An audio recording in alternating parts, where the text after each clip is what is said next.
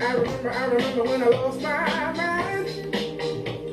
There was something so kind about that face. Tá animado, hein, meu velhinho? Que isso, rapaz? Eu tô só brincando. Olá, pessoal. Dá um enquadramento melhor aí. Vai. Vamos continuar a nossa viagem através do tempo. Meu Deus.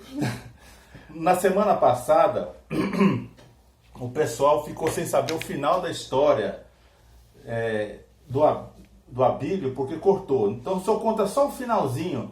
Quando o senhor estava em Itapipoca, o senhor chegou lá, tinha 30 cadeiras, não tinha? Isso. Aí o senhor falou, Arrumadinha. e pra que isso? Ele falou, pode deixar que eu avisei os vizinhos tudinho que vocês vinham fazer uma palestra aqui. Na hora que vocês estiverem prontos, eu vou lá e chamo todo mundo. Eu pensei, coitado, ele pensa que é fácil assim, é só chegar e chamar, vai todo mundo. E não é quem encheu? É mesmo. Ocuparam-se todas as cadeiras para ouvir a palestra e eu falei, mas não é possível. Itapipoca tem gente interessada, não foi? E Ele foi preparado para fazer um estudo bíblico. Aí ele teve que mudar para discurso. Porque era muita gente, e como é que ia conduzir, né? Foi ótimo. Foi muito interessante. E foi o começo de um grande trabalho lá, não foi? Foi várias semanas, vários meses que você foi. E depois marcamos todas, de 15 em 15 dias que a gente ia. Cada 15 dias nós íamos lá, e cada 15 dias ele ia lá em casa. Isso. E assistia a reunião e tudo mais. Quer dizer que no final, cada semana, tinha alguma coisa. Ou ele vinha, ou a gente ia para lá. Quer dizer que no final, começou o interesse do Abílio. Quem terminou o trabalho lá foi o Abílio. O Abílio. Mais tarde, ele mesmo, né? uma congregação. Betel mandou até pioneiro depois. Que maravilha. Vamos então voltar para Fortaleza e falar de alguns personagens que fizeram parte da sua história, da nossa história. Certo. Por exemplo, pai, você chegou em Fortaleza, você tinha muito conhecimento de inglês, mas você não se dava conta do seu potencial. Exato. Aí teve uma irmã que era professora de inglês na universidade. Ela era titular lá do curso de inglês da universidade. Qual o nome dela? Vera Colares. E o que ela te disse? E ela... E o que ela te disse? Ela disse o seguinte, não, você sabe inglês, rapaz. Você sabe. Você é capaz de tirar um diploma, um certificado de proficiência da Universidade de Michigan. Que isso, Vera? Não, é sério mesmo. Bom, acreditando nela, eu fiz o teste quando chegou a época, uns meses depois, e para minha felicidade, eu acabei recebendo o certificado de proficiência, o que me dava como que fosse uma autorização mais formal, um passaporte para ensinar inglês, né? Foi muito bom, eu gostei. E depois, você, a partir disso, a partir desse incentivo dela, você fez outros cursos, não foi? Depois, fazer curso assim, de eu mesmo ter outro certificado, eu tive depois da Universidade de Cambridge, da Inglaterra. Que eu fiquei pensando assim, vão dizer que ele só sabe inglês americano, não sabe inglês britânico, então eu vou fazer o teste de Cambridge. Aí ele botou um curso de inglês lá. Botou o Visaldi, né? No Visaldi, na esquina da Costa Barra com a Dom Manuel, Visaldi, curso audiovisual de inglês. Aí um dia teve uma história que você foi distribuir uns panfletos do curso, mãe. O que acontecou? Cala a boca, ele queria arranjar aluno nas minhas custas, sabe? Aí eu fui lá num lugar muito movimentado, numa loja.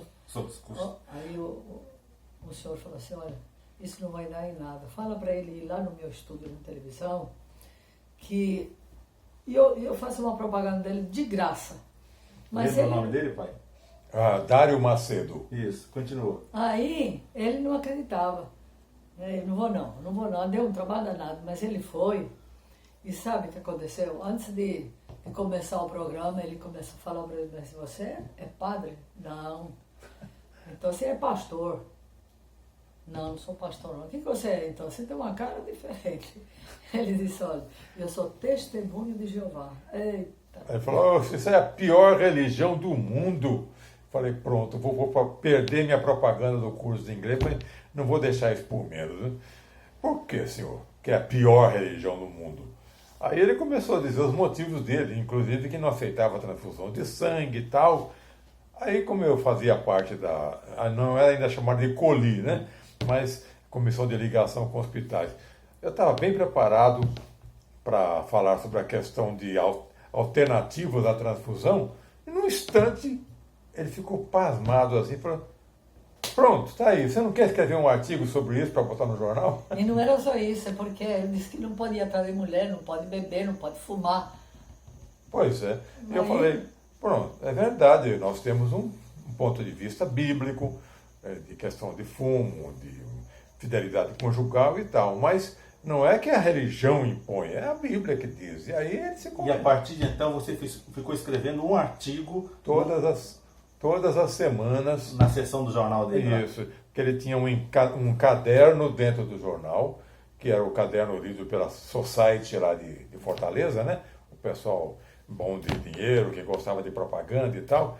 Então, nesse encarte, eu coloquei uma matéria e ele botou um título lá que até me esqueci. O professor, uma coisa assim. Não sei se A era- coluna do mestre. Ah, foi mesmo. A Coluna do mestre. Quer A dizer, coluna do mestre tá boa? Tá, tá, continuando. e a calúnia também. Agora acontece o seguinte, que a coluna do mestre queria dizer o seguinte, que era uma coluna que eu, que era professor ou mestre, estava falando, escrevendo alguma coisa, né?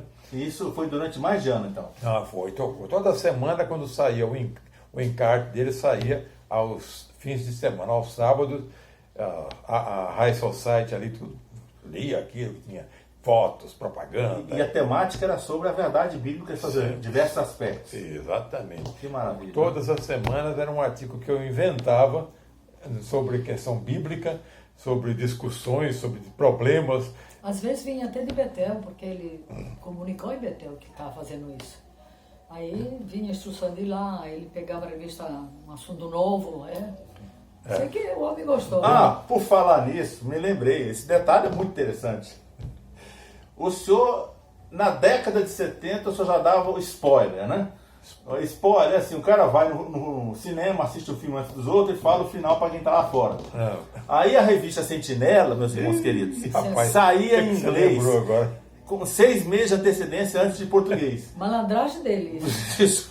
Conta pra nós. Você pegava a Sentinela, Oh, rapaz, eu pegava todo mês, ou de duas em 3 e 4 semanas, eu pegava um artigo muito especial que vinha em inglês, que ia só sair 6 meses depois, fazia aquele discurso na congregação. Né? Todo mundo gostava. As congregações vizinhas ficavam sabendo, todo mundo me convidava para fazer discurso. Para onde eu ia, a turma queria que eu fizesse um discurso daquele. até um dia que teve um congresso em São Paulo. Aí o meu tio do meu lado, o irmão Lázaro dos Santos, que tinha ouvido o meu discurso, quando chegou o discurso da tribuna, era aquele que eu tinha feito na congregação. Era lançamento do congresso, aquele discurso. Eita. Rapaz. E aí, o que Ele olhou para mim e falou, bonito, hein? muito bonito o que o senhor está Ele fazendo. estava plagiando o corpo governante, rapaz. Que coisa. Mas hoje isso não existe mais, que é tudo simultâneo, né, pai? Ah, bom, hoje é tradução na hora e tchau. Imediato. Não, e eu não faria mais também, Com né? certeza. Isso eu depois Aprendeu, né? aprendi, claro. Eu era muito novo. Ah, tá perdoado. Passou tanto tempo, deixa pra lá. Voltando à luta de Fortaleza, vamos falar de uma família muito especial que o senhor dirigia estudo. O pai era um médico, parece que era pediatra, né? Não sei. Está falando de quem? O Jacques Schaumann? Isso. Ah, sim, o Jacques Schaumann. O Jacques Schaumann foi uma indicação, se não me engano, foi do Juarez, né? Isso, foi. Então a gente foi dirigir estudo com ele. E aí a primeira reunião que ele foi assistir, A primeira reunião que ele foi assistir, você lembra? Se você não lembrar, amanhã Mas aqui eu lembra. lembro, eu lembro. lembra? Lembro, Como é que fala. foi? É porque, sabe, não foi de prontidão que ele foi, demorou um bocado. Quando ele foi a primeira vez, um irmão bem humildezinho, tinha uma parte da reunião de quinta-feira, sabe? Aí ele ficou perturbado. O pai ficou perturbado. O padre ficou perturbado, falou assim, justo hoje que o Jacques Schaumann veio, o doutor Jacques Schaumann aí, esse homem falando. Mas quando terminou, ele falou assim, ele falava bem calmo, né? Cavalcante, sabe do que mais eu gostei?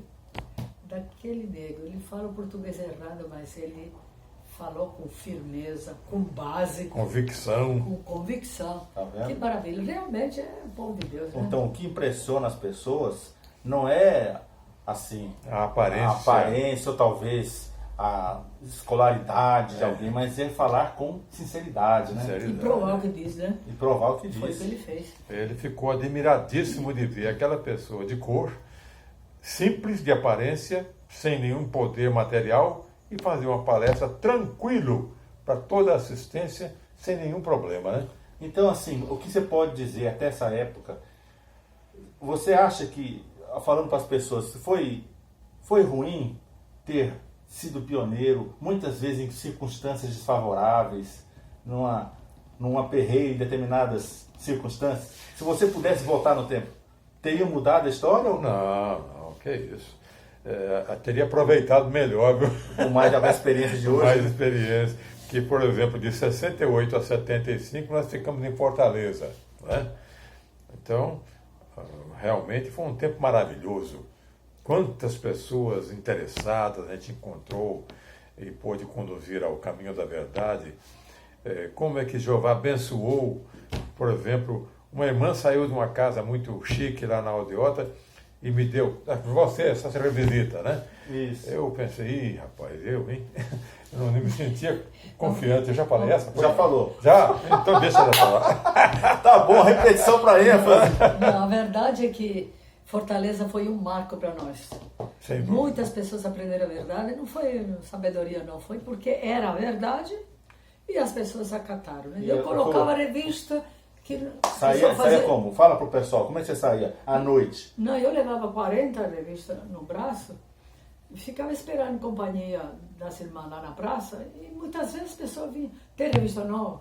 Ó, colocava, né? Muito antes do carrinho, a senhora já ia fazer o testemunho público, né? E as revistas- Eu era o carrinho. Você era o carrinho. E as revistas eram colocadas por dinheiro, por uma contribuição específica. Mas é que eu fazia alguma malandragem, sabe? Eu não posso falar alto não, sabe? Então fala embaixo. Só É pode porque gravar. a revista era, não sei se era 2,50, eu sei que 2 revistas dava um pouquinho menos de R$1, né? Ah. Então eu botava 3 revistas que ia ficar R$1 E sim, e R$1,10. 5 reais. Então, 3 por R$1. Ah, muito bem. Aí- Praticidade, né? Com essa conversa e com a vontade que ela tinha de trabalhar, chegou um mês que ela colocou, sabe quantas revistas?